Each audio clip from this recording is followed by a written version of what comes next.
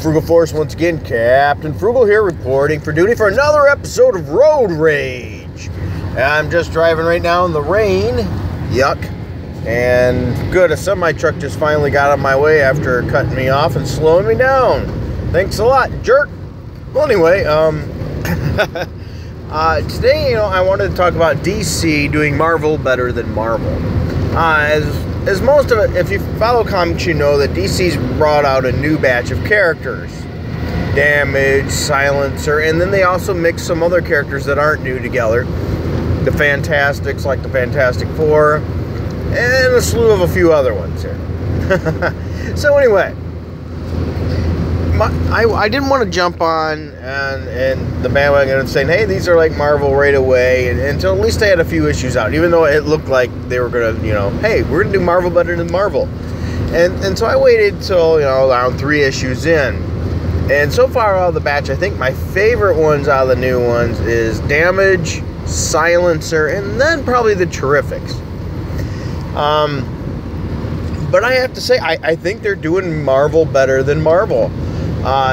First of all, Silencer reminds me of Punisher a little bit. It's an assassin that got out, but it's getting pulled back in. Yeah, I know it doesn't seem like anything too original, but the character's pretty darn interesting. She's married, she's got a kid, and so she's going to try to juggle that as well as getting pulled back into the life. And she's an interesting power set. She has the ability to make a particular area silent, so henceforth Silencer, so she can do those damage. And she's got these connections, of course, for cleanup crew and all that. It's a pretty cool read. There's a fight between groups of assassins, and she's getting pulled back into it. And I think they're a little bit more, well, actually they're leading a little bit more into it than that, because Talia al Ghul gives her a warning that, hey, there's this fight, you're going to get pulled into it. But really, if you look at it, it looks like Talia pulled her into it because she was out, and then when the other team seen Silencer, well, then they were active at going against her. So it makes me almost think, okay, Talia set her up to pull her in. That's what I got from it anyway, to get her into battle, particularly most likely on her side. That's been a very good read. I've read the first 3 issues. I've enjoyed every issue. I'm looking forward to issue 4. A lot of people have been here and talking good about Sideways. I haven't gotten into that one. I don't know. I don't think that one's quite for me. But some people really like it. The Terrifics has been an interesting start so far. And I've really, as I said, my favorite 2 are probably Silencer and Damage out of the group. Damage has been really good as well. Damage shows you what the Hulk used to be. He does have a different spin. He's done by, through military, very similar to the Hulk, but not with a gamma bomb.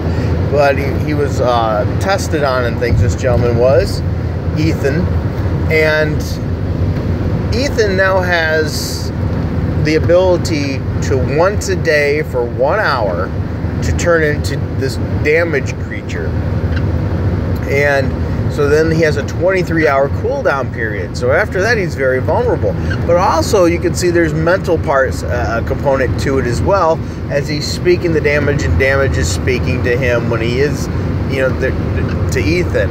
So they're showing a mental aspect of it too. But it does definitely throw you back to the old Dr. Jekyll, Mr. Hyde formula, which the Incredible Hulk originally used. And it's been paying off. You've got the military, this group coming after him. You had, you got to see the destruction force of this guy within a few minutes. But also you find out that Ethan's learning that not everything is as it seems. That some of the things he did maybe weren't exactly honest. He wasn't told what really was going on. We also have Amanda Waller, and the Suicide Squad was in it. He's fought Wonder Woman. It's been a very slugfest battle kind of book, with really roots into what the classic Hulk used to be. Complete damage monster there. Wherever he was, there was going to be massive amounts of damage. So And that's what you get. You get a slugfest book with some interesting components there, a throwback to the Hulk. So now that we've had these for a few months, you notice what Marvel's doing now. Marvel's bringing, they brought Bruce Banner back. He's going to be the Hulk, with more back to the horror kind of image. So in other words, oh crap, DC's outdoing us, our Hulk, with their Hulk called Damage. We better do something too, it seems like. And now we're getting Fantastic Four again. I don't know about you, I think the Terrific just makes a better Fantastic Four than the Fantastic Four probably will under Dan Slott. So that's going to be penned under Dan Slott, and I don't have really a lot of faith in that, and I don't like to talk bad about a book before reading it. So it could be a fantastic book, but based on Dan Slott's writing, especially with his lack of ability, it seems like, in my opinion, to write a coherent group of characters together. Maybe he might have disproved me a little bit when he did the Mighty Avengers. So that wasn't terrible, but he always has something weird. Just if you don't know what I'm talking about, go back to his Mighty Avengers run and look what he did with Hank Pym. He's just always got to have some weird little twist thing in there, and I don't think that fits very well for the Fantastic Four. The Fantastic Four, in my opinion, is the best when they're functioning as a family, and they're searchers. They are on a journey, and they find new things. That's really, I think, where they tend to be their best. So, can Dan Slott pull it off? I don't know, but it seems like Marvel's attempt to get back to what the customers were asking for, but yet not really give it to them. They're going to give it to you in words, but not words on paper. They'll throw it in their tweets and their marketing material. I mean, look at what we're getting. We're getting Thor back and things, but I don't know. Is it going to be the same kind of Thor? I mean, he's got a gold hammer now, and he's still got the deal with the arm and all that. I mean, they messed up a lot of continuity. They really did, and they're going to have a large struggle to get back to being anywhere somewhat good. I mean, is there any trust for Captain America? I'm really seriously been thinking over the Captain America one. I want to do a Captain America video based on the changeover with the writers. I'm just trying to do it tactfully and not do it angered, and save those for road rage. And I also want to do think about doing a review of Captain America 700. I don't have time usually to pick up comics on Wednesday. I have to wait till the weekend to pick up my comics. And there lies another thing, by the way. Little Frugal and I are going to go to this comic shop, and this is the first time Little Frugal's ever been to this comic shop. The last one I took him to was, I mentioned I took him to a comic shop before. It seemed like it was more of a bookstore with some comics. So this one is a full-blown, it's going to be loaded with comics. So it's going to be interesting to see his first time there. I plan on recording it. We're going to be getting Action Comics 700, and we're also going to get something for the Frugal Force as a random giveaway. So I have a hunch I know what that might be. I was thinking about it and thinking it over, and I've got a pretty good idea, and it won't be given out until probably next month because I have to do something special with it. Okay? So this I don't want this to be just it's a $4 comic. No, I want this to have something special to it because the Frugal Force means so much to Little Frugal and I.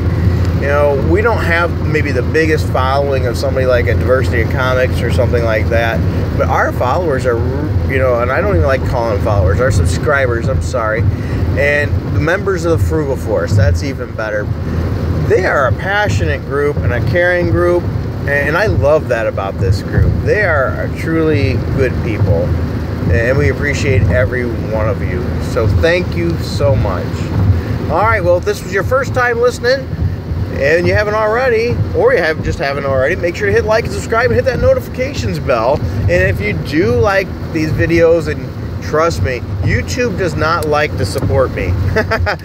I've noticed that they love to take subscribers off. I've had several people contact me and say, hey, I was removed from the subscription feed from you for no reason, and they had to resubscribe, or they're not getting notifications even after hitting the notifications bell.